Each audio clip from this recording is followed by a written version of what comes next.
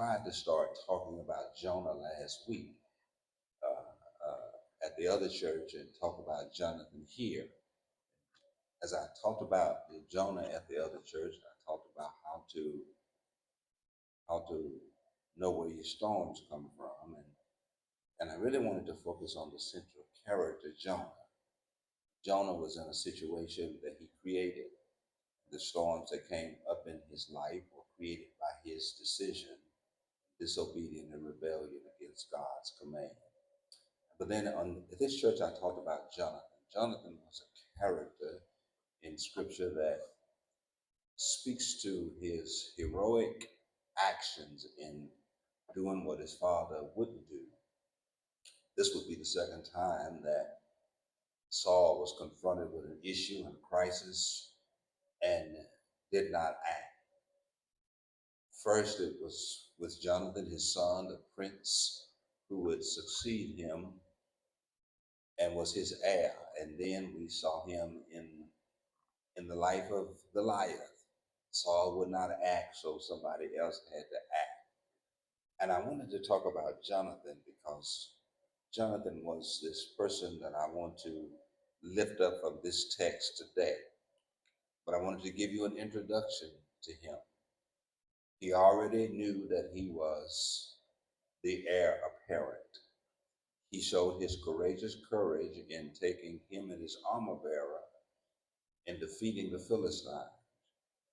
He defeated them because he was a man of faith who trusted that God could give him the victory even though he was outnumbered. I talked last week about God can win with many or a few. That's what Jonathan told his armor bearer. God, perhaps God will give us victory. Perhaps God will perform a miracle. Perhaps God will allow us to overcome the odds even though we are few, because you can't limit God by how much you have or what you don't have. God can do anything he wants to do, whether it is with many or with a few. And Jonathan's faith led him to defeat a whole lot of people, a whole lot of the Philistines. And then it's just like what people do. After he started winning and defeating the Philistines, Saul showed up. And he wanted to now claim the victory, of which a war he did not even want to engage in. They were fearful because of the size of the Philistine army. But Jonathan went in. And now we're going to see Jonathan again in this text in chapter 18, which is where I wanted to be last week. But I want to tell you the story of particular this particular young man because it is a story about perspective, about looking at things and looking deeply to see what God is doing. And I really wanted to tell you that because when you look at any situation, you always got to look at what God is doing, and you also have to look at what's going on. But Jonathan was a person who looked at what God was doing in this situation about succession, who would be the next king after his father had been rejected by God. And so Jonathan had the perspective he's going to stick with what God is doing instead of looking at the situation. And he's going to do something unselfishly because he sees that God is at work. I had trouble titling this sermon this morning because I really wanted to look at it. I looked at it in 5 or 6 different ways, in 5 or 6 different avenues. I really wanted to dig deep into this text and look at it and get some perspective about the particular text to get an understanding of what the text is teaching. I really wanted to name this sermon and title this sermon and talk about the idea of how to deal with success, because sometimes success could really ruin you if you're not careful. And so I really wanted to kind of look at that a little bit about how you need to handle success, because in our text, we're going to see David being very successful, and how he handles success is is really telling to us. I really wanted to deal with that. But then really what jumped out to me in chapter 18 is this idea of friendship and conflict. And my brothers and sisters, that's what chapter 18 is about. It is about friendship and conflict. And that's really detailed about how life is. It is about relationships you have with people that are about friendship and other people you have conflicts with. And that's really what evolves itself and jumps out in the text in chapter 18. Because we're going to see three main people that are in the text. We're going to see David, we're going to see Jonathan, and we're going to see Saul. Now, this particular friendship is going to really blossom in chapter 18. The conflict is going to really blossom in chapter 18. My brothers and sisters, I need somebody to just testify that life is about friendships and other people you have conflicts with. There are people that are on your side, then there are people that are not. There are people that are for you, there are people that are against you. Life needs both. It really balances us. I heard a guy say this morning when I was doing the last part of my study, that when they originally came up with a golf ball, the golf balls didn't have dimples on it, but it was smooth all around.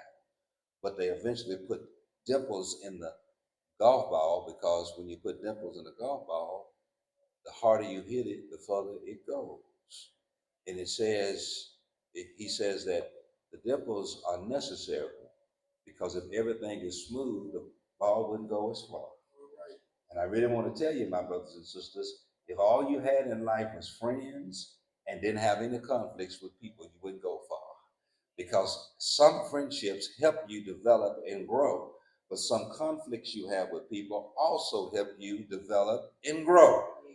And that's what the text is teaching, because in this particular chapter, you see friendship, but you see conflict. Both friendship and conflict, both of them help you to grow. You're not going to make it in this world if you got only yes people and you don't have any no people. You're not going to make it in this world if everybody is patting you on the back and nobody's ever criticizing you. You're not going to make it in life if everybody's your friend and you have no enemies. That is an unbalanced life. You need both because God is trying to develop you into somebody that has purpose and have destiny. And God will align your life with both people who you have friendships with and people who you have conflicts with, and He will develop your life with both. But you shouldn't try to win everybody over, but you shouldn't also alienate everybody. You need a little bit of both. God will send both to you. He'll send people who will develop strong relationships with you as friends, but He'll also align your life with people who create a lot of conflict and difficulty in your life. Don't get rid of neither. Now, I'm not saying you have to align yourself with people who really don't mean you well in life, that's out to get you, but you got to know how to treat them. Because even though David was aligned up with Saul in a negative way, even when he had a chance to kill him, he didn't. He only cut a piece of his robe off and he felt guilty about that because he said, I understand what God is doing, and God has a plan both for you and me. And I'm not going to get in God's way because God has a plan for my life and your life. Your life might not be aligned with my life, but even though it's not, God still has a plan. I told you in the initial introduction of this sermon, you got to see what God is doing and what God is going to do, even though you're looking at situations. David had the unique perspective to always keep himself aligned with what God is doing. And so that's really what I wanted to really title this sermon, but I really didn't know how. But this sermon is about friendship and conflict. You're going to see both of them play out. Now, to really understand the story, you got to go back to chapter 16 and chapter 17, because this is a story that is long and expansive in its subject matter, in the areas in which it covers, because you're going to see David. Now, you know what Saul told, what Samuel told Saul when God rejected him. He said God was only looking for a man after his own heart. And you know, he couldn't find that man in Saul, but he found him in David. And because David was successful in just about everything that he did for the Lord. Now, you say, but David had some failures. But when he had failures, what he was doing, it wasn't for the Lord, it was for himself. Do I have any witnesses in here? But what he did for the Lord, he was successful. What he did for himself, he was unsuccessful. And so I really wanted to look at this because I really want to start in chapter 16 and look at when David was anointed king. He was anointed king because Saul had been rejected as king. Now, David didn't really have a really good start because when Samuel went to Jesse's house, Jesse had some boys who were more qualified to be king. And when Samuel got ready to anoint them, the Lord said, that's not the one. But then the one that was the one wasn't at the place where Samuel was. And so Samuel said to Jesse, do you have any more boys? He said, yeah, I got one more, but he ain't no king. He's a shepherd. And so he said, call him in here.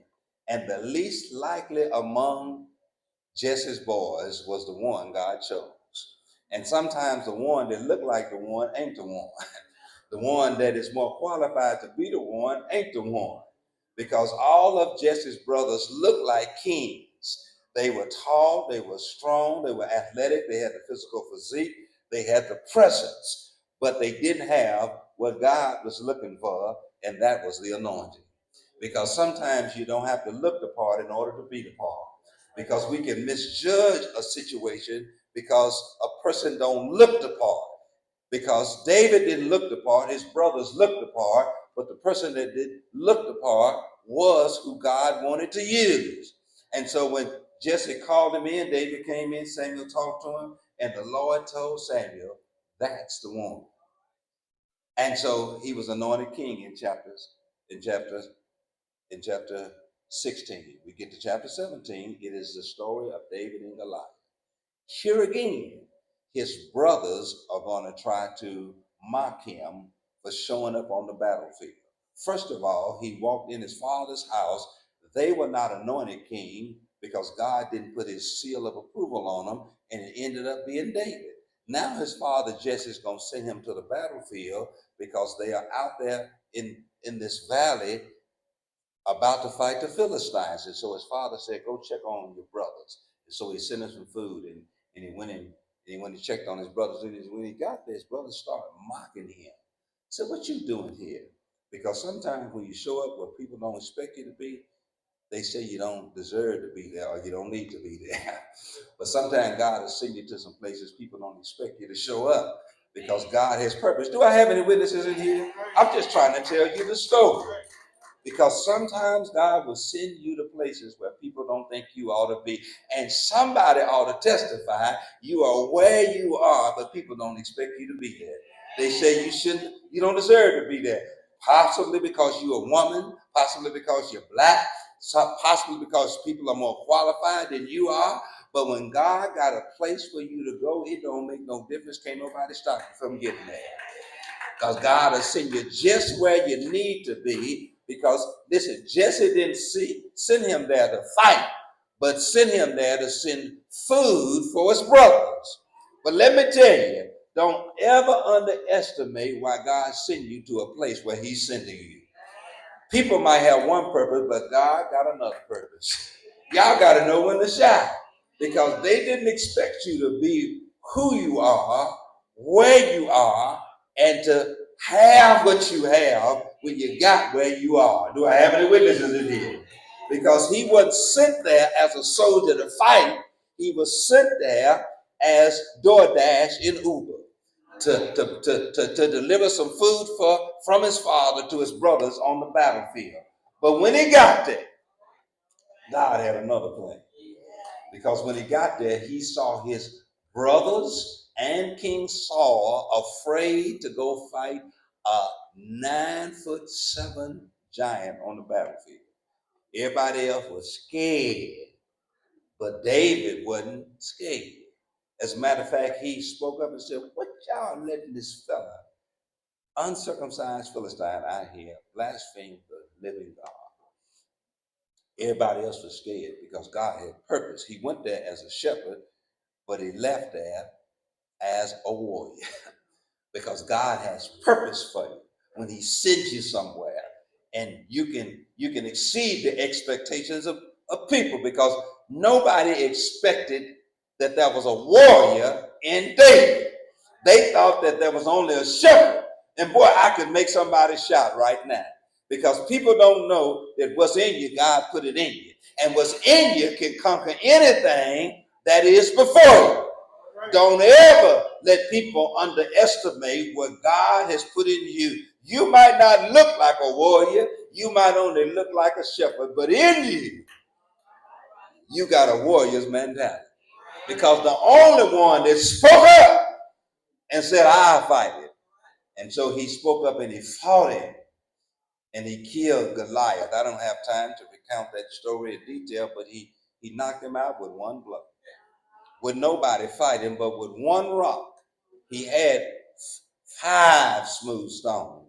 And I love Skip Heitzig says that the reason why he had 5 smooth stones, because he needed one for Goliath, but Goliath had 4 brothers. Just in case the other 4 brothers decided they were going to avenge Goliath, he had 4 more stones with their name written on.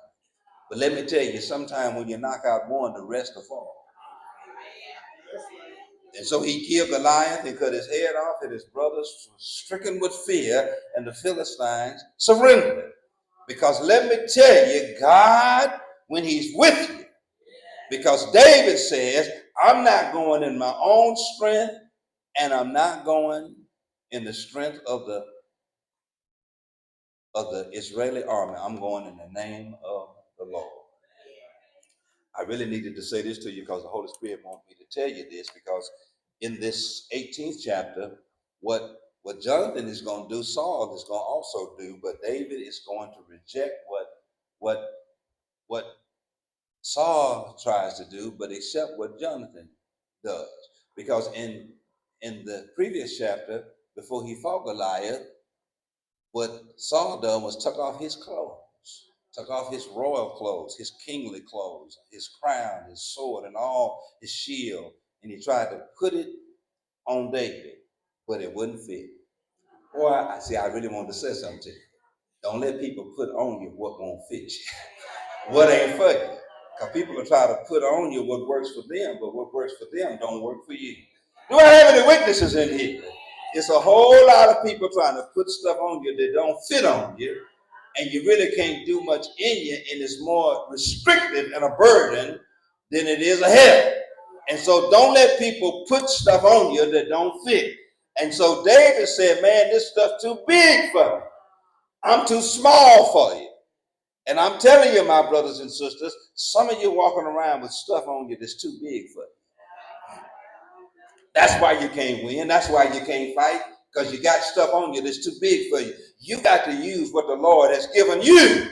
The Lord has been successful with storm and a slingshot with David, not with sword or not with a shield. Don't let people put stuff on you that's too big for you.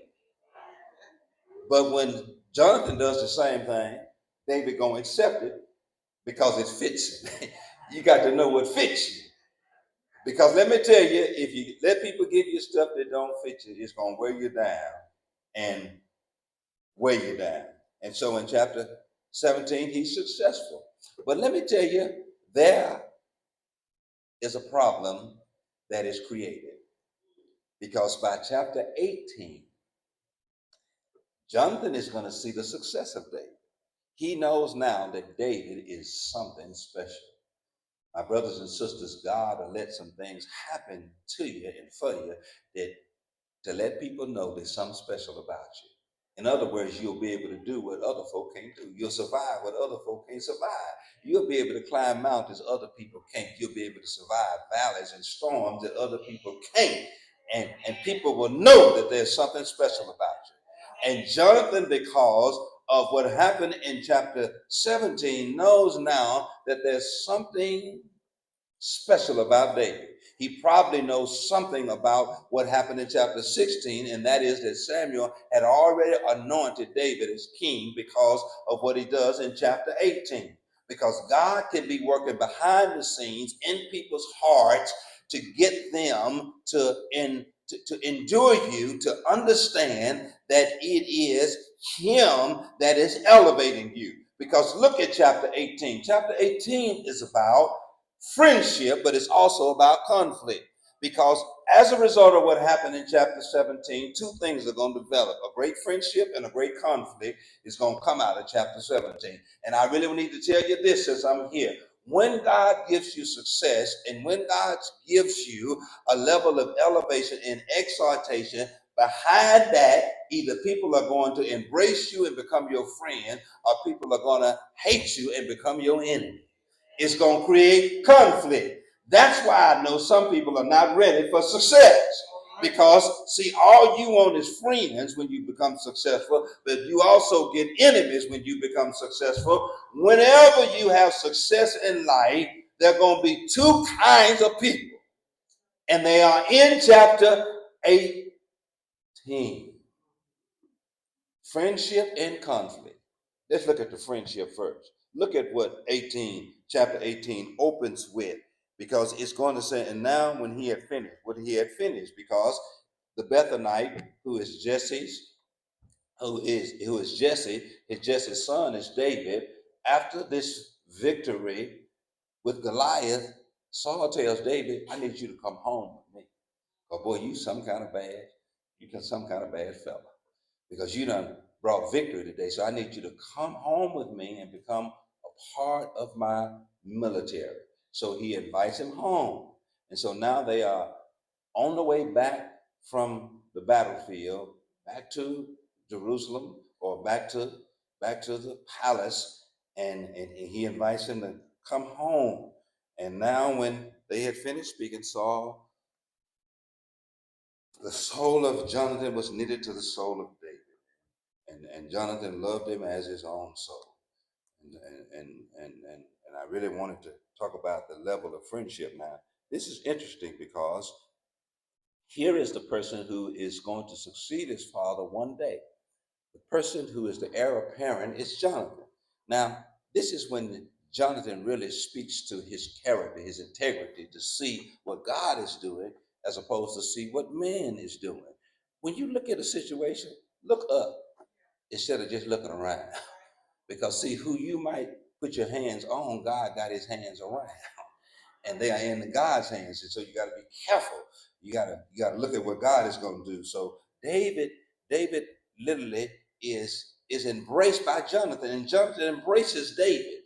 Now it's not a wholesale rejection of his father, because he knows his father is king, but he understands that some things have happened, some things have transpired, and so he wants to make sure he's aligned with God and who God is aligned with. And so his soul is knitted to David, and he loves David as his own soul. Saul took David home that day and would not let him go back to his father's house. And then in verse 3, friendship. Jonathan and David made a covenant because he loved him as his own soul. And here in verse 14, Jonathan does what David does. He takes off his royal stuff, and it's going to be described, and it's really a coronation. Because what Jonathan says, I understand, even though I am the rightful heir to be the next king, I understand that God has a different plan.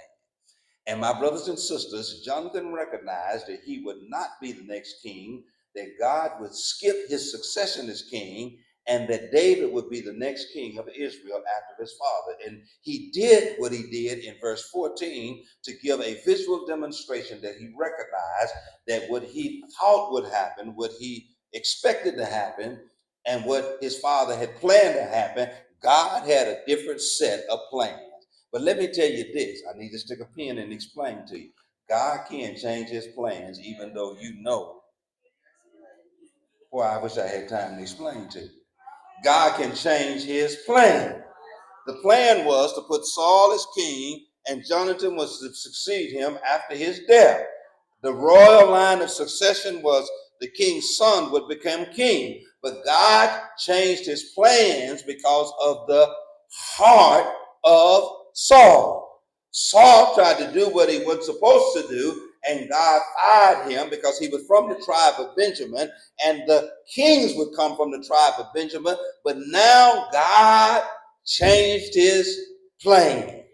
And now Jonathan wouldn't be successor of Saul, David would. And as a visual demonstration, what Jonathan did, he took off his robe and gave it to David. His armor, his sword, his bow, and his belt. Because he understood who was going to be king. I really want to explain this to you. Sometimes God will make you the co-star, not the superstar. Can you celebrate somebody else's success? Can you be a co-star? Can you be a part of the production team to help make somebody great? And see, the problem is if you ain't the superstar, you don't want to be a part of the production. But see, in order to really make a great movie, now anybody that knows me knows I love John Wick. And the latest John Wick movie is out. And then it scrolls down at the end of the movie who the stars are. But listen, that ain't the people who really make the movie work. The people who make the movie work is the producer, the executive producer, those who are in wardrobe, those who are in the technical part, the cinematographers and the wardrobe specialists. It takes all them people to make the movie John Wick. But listen, some of those people never appear in the movie, but they work behind the scenes. You know, God might put you in a place where you're not the superstar, but you work behind the scenes, and you're the behind the scene person that make other people's lives shine. And Jonathan realized that he was not going to be the person out front, a part of the visual production, but he was going to be a person behind the scene. And so he settled in that position, and he acknowledged that David was going to be the one God was going to use. And that took a whole lot of humility. He had to lay aside his pride, and he had to give up his own ambitions to succeed his father and succeed that God had a different set of plans. And sometimes you have to do that. It's not about you, it's about God. And God might use you, but not in the way you think he's going to use you. He might use you to prop somebody else up to be great in his plan and in his work. Jonathan accepted the fact that he was not going to succeed his father, that David was the one, and he wanted to give visual demonstration that he acknowledged the fact. Now, it probably ticked off his dad. Ticked him out. Boy, you giving up your royal position, your royal succession. But see, when you understand what God is going to do, you can distinguish between friendship, kinship, and aligning yourself with God. Because there's some time when you ought to do what's right because that's what God is doing. Friendship and kinship shouldn't affect it at all. And Jonathan did not even consider his relationship with his father Saul because he understood God had changed the plan. And I really want to tell you this in verse 5 because this is how you handle success. Now listen, David didn't brag, but the text says, and you're going to see this phrase a lot in the rest of the text. And so David went out wherever Saul sent him. Now listen, just because Jonathan acknowledged that he would be the next king, he did not start fighting Saul, but he went out and submitted himself to Saul, even though Jonathan had acknowledged he would be the next king. Really, he was the king. He had the anointing, but not the position. Because around in chapter 16, he had already been anointed next king of Israel. But now he is under Saul. And my brothers and sisters, it demonstrates to us until we get the power, don't try to exercise the power. Sometimes you might have to submit to people who got the power. Do I have any witnesses in here? And see, the way you want to get promoted on your job is by being sneaky and undermined and trying to stab other people on the back. And you want to climb the corporate ladder by being manipulative and lying and trying to destroy people. But sometimes you got to wait until God give you the position. And sometimes you might have to serve people that don't like you, serve people that don't have your best interest in mind. And so wherever Saul sent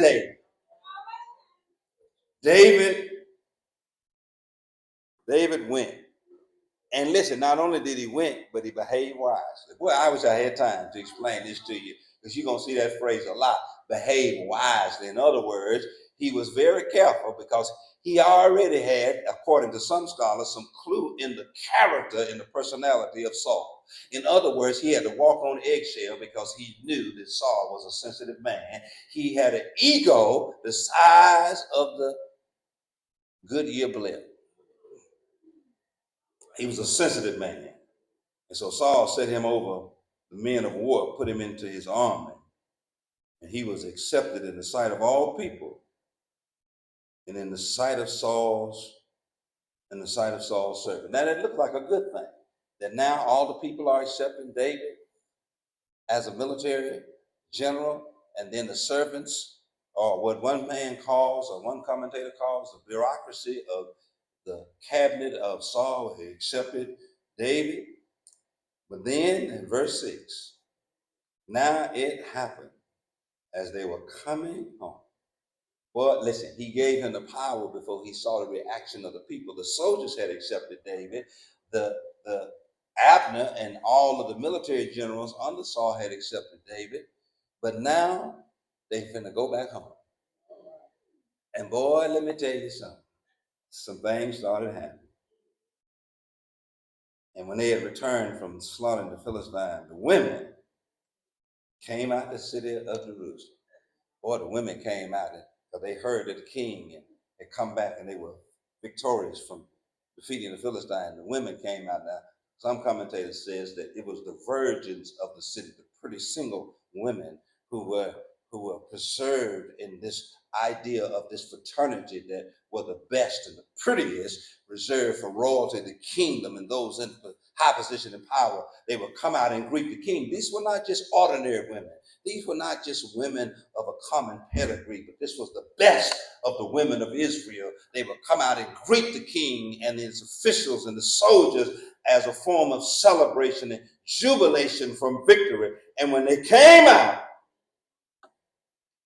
the women were singing and dancing to meet King Saul. Boy, they had music and they had instruments. And the women sung and danced. But now the old song they used to sing, they didn't sing that no more.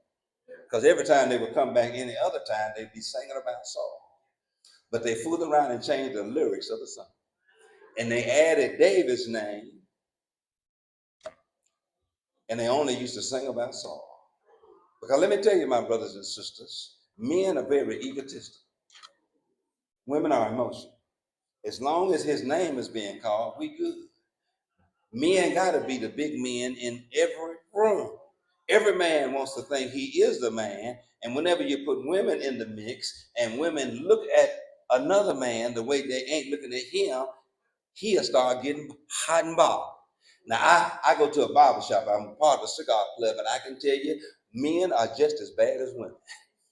Men want attention from y'all as much as we want attention. Y'all want attention from us. And listen, men are just as jealous and envious and can be just as messy and petty as women. Don't you think for a minute that men ain't messy and petty and can really tear up their relationship because of attention and ego? Because look what the text says. Saul has slain his thousands, but David his 10,000.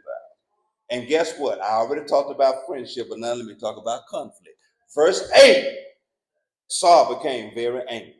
Now listen, simply because nothing that David had done, but what the women were doing. David was completely innocent. David didn't make up this song because I already told you in the previous verse, it says that David behaved wisely.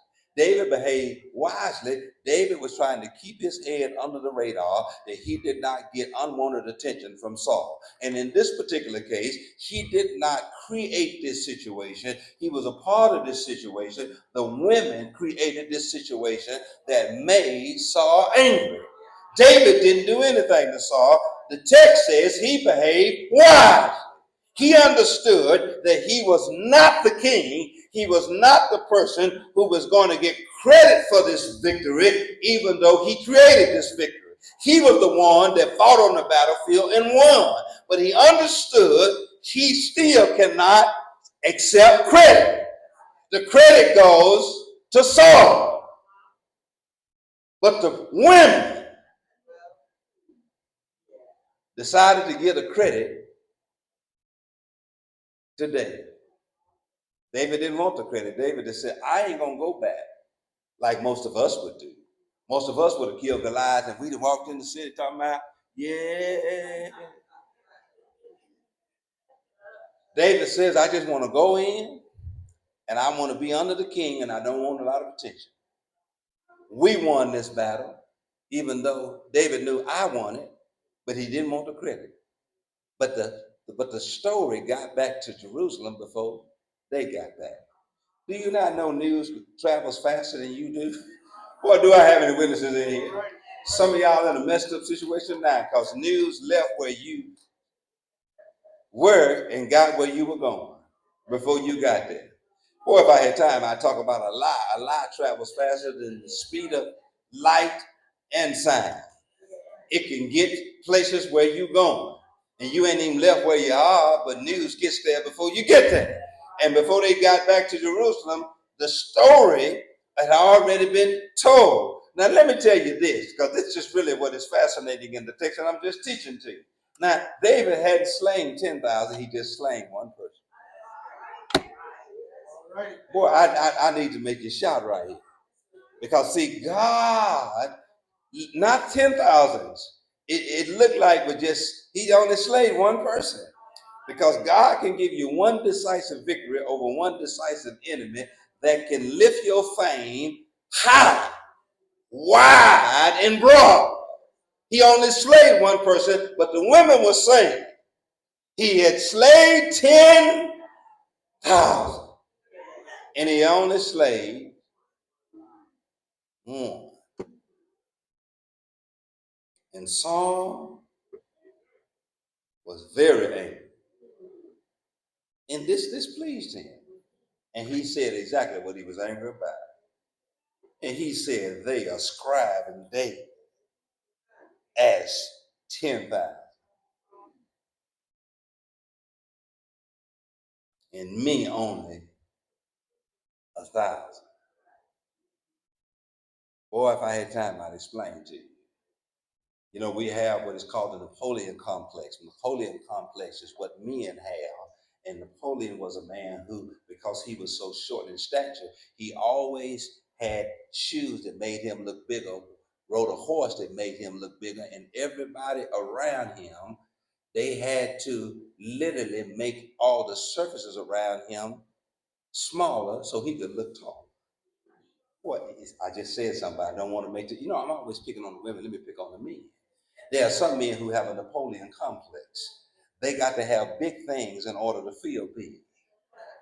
And so little things or little numbers or insignificant things, they have to stroke their ego by doing things that get a lot of attention because they don't feel that good about themselves. They have insecurities about themselves. And let me tell you, insecurity within a man will create tension among other men. Because let me tell you, you shouldn't ascribe the greatness of a man by the size of a man's car, house, or anything else. The value and the character of a man and his relationship with God is how you determine his greatness. Not who has the biggest bank account, the most cars, the biggest house, and all that stuff. That really doesn't matter. That's not the measure of a man. Dr. Manuel Scott says you measure a man from his shoulders up. And that's the measure of a man. And listen, the bigness of what David achieved made Saul feel small. The bigness of the event, the bigness of the victory now makes Saul feel small. Because another man done something great, it plays on Saul's insecurities. Now he feels small. Now he feels some kind of way that people are ascribing to David 10,000 and him only 1,000. Now what more can he do but take my kingdom? Now he got the folk singing about it. Now the only thing left is he gonna take my job. The truth is he already had your job. He had your job, but he don't have the position yet because God in chapter 16 had anointed him. He already had your job, but God was going to leave you in the position. He already had your kingdom because the Lord gave it to him. And I need to stick a pin right here and explain to you. You ain't got to try to take what the Lord going to give to you. There's a whole lot of folk trying to keep some stuff from you. And he felt threatened by David because he said, now he wants my kingdom. But let me tell you, in chapter 16, the Lord had already given it to him. It might take you time to get it, but it's already been given. You ain't got to try to take what the Lord has already given. And so Saul eyed him from this day forward. He watched. There's some folk been watching you because they threatened by you. They feel small when you come around. They are insecure. You play on their insecurities. The more successful you are. I mean, see, I'm sick of y'all talking about what folk driving. They got money to pay for it. They drive what they want to drive. Talking about what folk dress and what they got on. If they got money to wear it and to tote it, what difference does it make? You shouldn't feel no kind of way about what somebody drive, because I guarantee you, if they driving a BMW, that ain't the only one they made. If they driving toting a Louis Vuitton or a Birkin bag, that ain't the only one that they made. If they living in a big house, that ain't the only one they built. If they got it, you can get it. Don't let what other people have make you feel some kind of way. That you eye them, watch them, have them under 24-hour surveillance. Boy, he watched them from. And then the Lord's, boy, this verse 10, I really don't have time to explain to you, but this is such a complex verse, and it deals with how God gets involved now, because he sees the heart of Saul against David. And so the Lord says, okay, since something ain't right about you, because now you're acting funny, and you ain't got no reason to, because you still got the position, even though I have rejected you. And so the next day, the distressing spirit from the Lord came upon Saul. And see, God will make you crazy when you act crazy. And see, since you want to go way out in left field, the Lord will go on and let you go out there.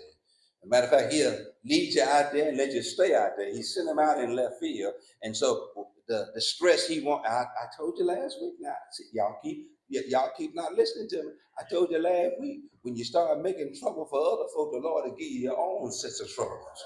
Because this text says this distressing spirit came from the Lord, because he knew what he was about to do to David, and that he had hated David, and he was about to cause trouble for David and distress for David. And so the Lord gave him a dose of his own medicine. You got to be careful when you cause distress in other folks' life. God will send it to your life. And sometimes the stress ain't physical, financial. Sometimes it's in your head and in your heart. You can't get a good night's sleep. You can't rest. And it don't look like you can ever have peace of mind. This man was so distressed and emotionally damaged that he hired David to play harp for him, because music made him sound better and feel better. And so he got him in there, and he was playing the harp. And I could see Saul in my mind's eye sitting in his in his chair, leaned back with his robe spread it over his leg, with his crown tipped down to the top of his head, and his spear propped up against his chair, looking at David, eyeing him with envy and hate, and seeing the women just looking at David and admire David, bringing David an extra piece of pie and always filling David's glass. And he's sitting there looking at it, and he finally reaches his breaking point. Then he can't hide his disdain for David, because sometimes when you really hate somebody, it's going to come a time when you can't hide your disdain. It's going to rise to the surface. Your disdain will rise to the surface. So he took his spear that was propped up against his chair, and he threw it at David, and he wanted to pin him to the wall. But David escaped, because I don't care what folk throw at you. If the Lord said they can't touch it, they can't touch it. You can throw the kitchen sink at them, but the Lord will get you out of some sticky situations. Some of y'all know what I'm talking about, because you've been in some places where your enemies was, and they tried to take you out, but you're still here. They tried to get you to quit before you got to the point where you can retire. They tried to get you to quit when they knew that the promotion was coming, and the supervisors and the bosses were eyeing you for promotion. They done everything they could, but whatever they threw at you, the Lord got you out of the way. Do I have any witnesses in here? Lied on, talked about, but I'm still here. But the Lord got him out of that situation, even though, because the Lord will get you out of some stuff. But let me give you this, and I'm close.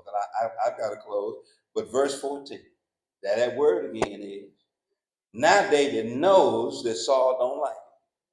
I mean, he knows. He's seen a demonstration of his disdain. His disdain has risen to the surface, and now he's not only eyeing, now he's done tried to kill him. But look what the text says. But David behaved wisely in all his ways. That's how you handle being successful and having God's anointing on your life. Even when you know somebody don't like you, you can't act like them. Don't let a fool make a fool out of you. Don't let people drag you down to their level. You got to stay above the foolishness.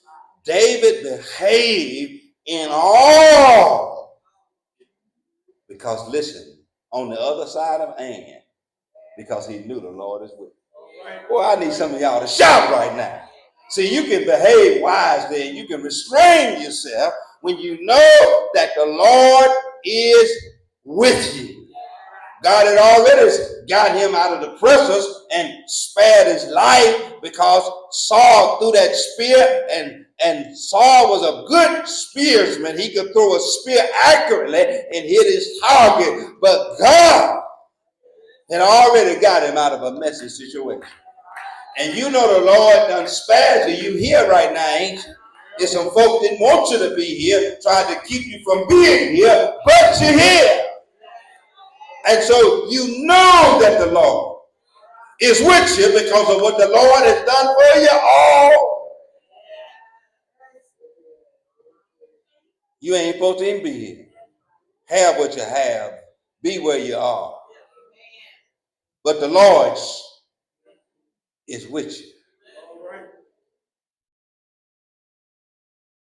And verse 15, therefore when Saul saw, now this ought to really tick you off. When Saul saw that David behaved very wisely, he became afraid of it. Now, let me tell you, when you act right when folk don't expect you to act right, and you do right when folk don't expect you to do right, and you act like you know the Lord, they'll get scared of it. Because he was afraid. And I'm not talking about in fear of David, but really he confused Saul, because he expected David to act the way he acted and to get him back. But when he didn't act like that, it kind of bewildered him, and like, wow, what's going on here? Because listen, when folk try to make a fool out of you, you don't act a fool, you'll confuse them. When a fool is trying to argue with you, you don't argue back.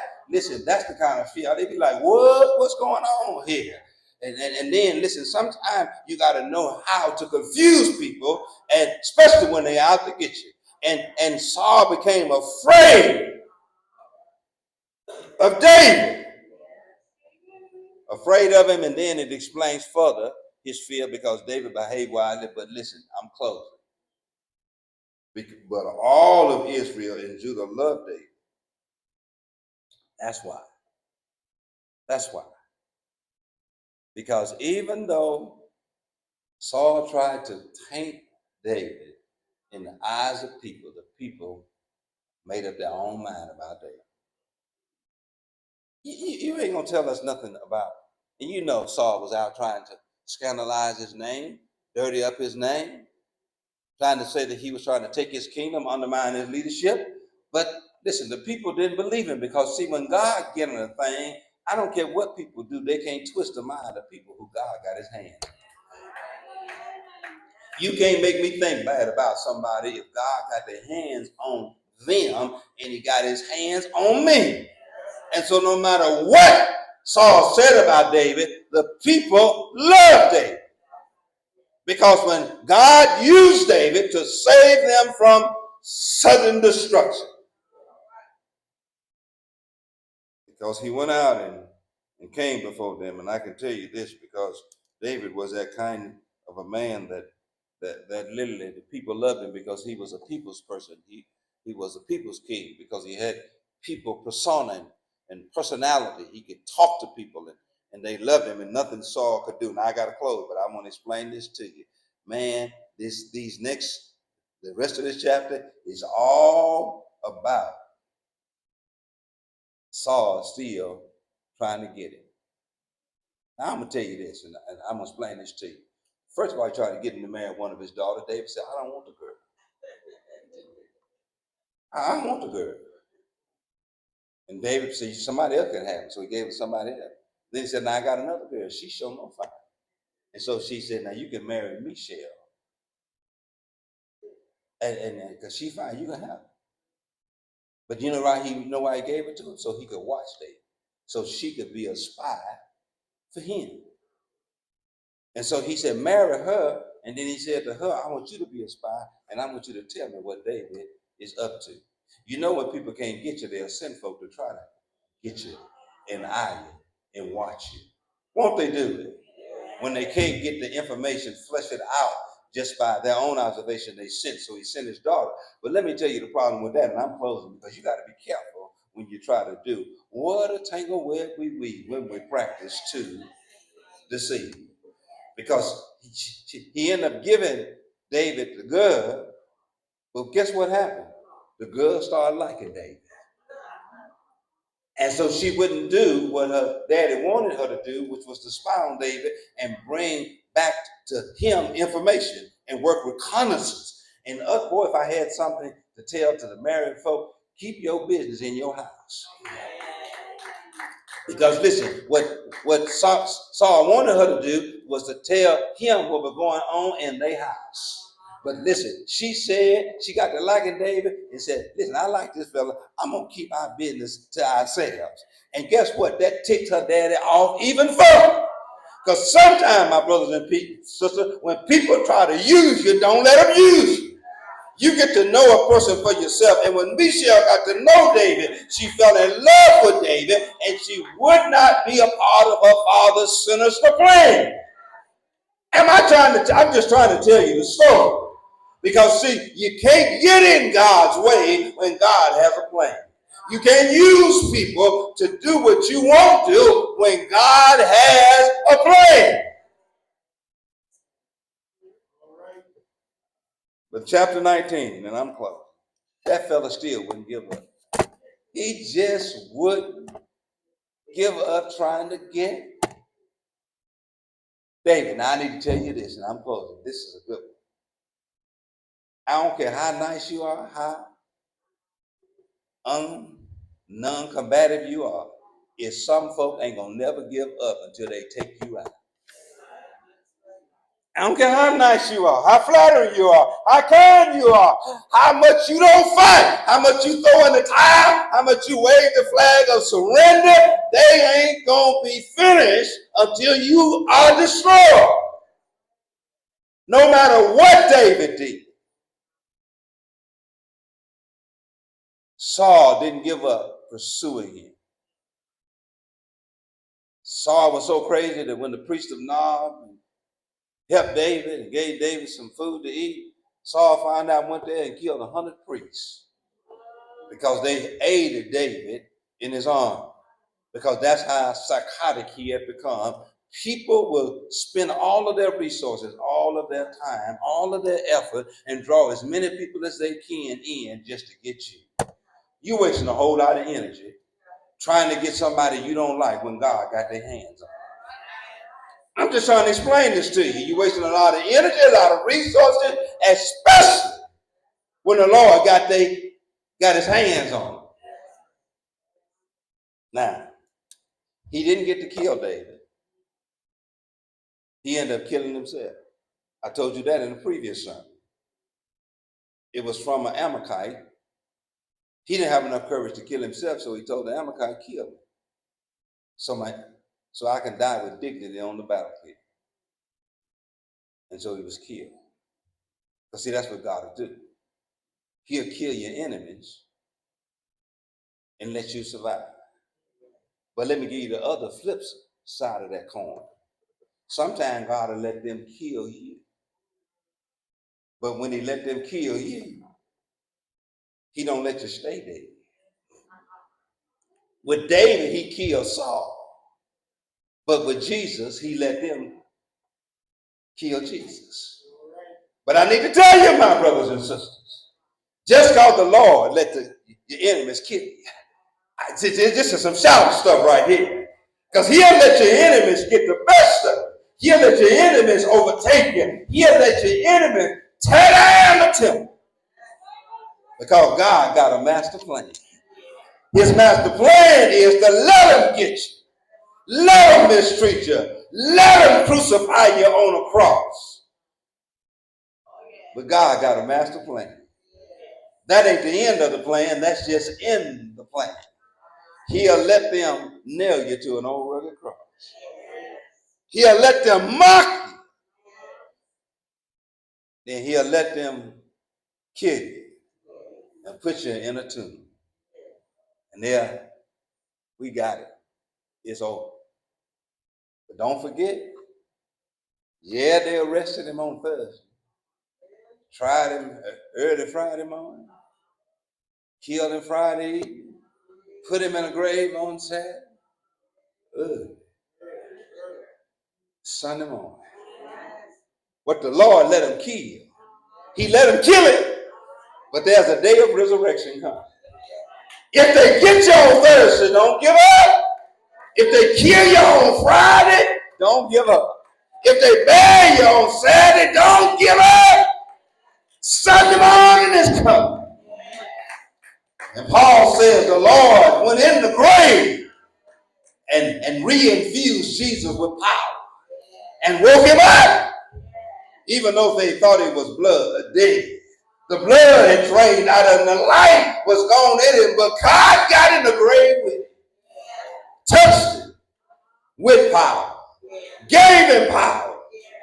And early Sunday morning, got up, stood up, spoke up.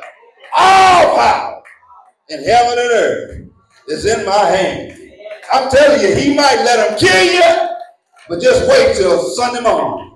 He'll raise you up, get you up, stand you up, you'll speak up, and he'll put your enemies at your feet. Do I have any witnesses in here? Some of y'all, you're worried that they own your treasure. They're out to get you.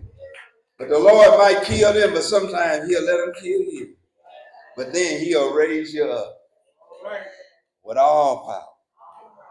I'm waiting for my Sunday morning. Anybody else waiting for their Sunday morning? You might be in your Thursday evening season, your Friday season, your Saturday season, but just wait. On the Lord. Your Sunday morning is coming all power. In heaven and earth is in my hand. Every head bowed, every eye closed. I'm telling you, God has a plan.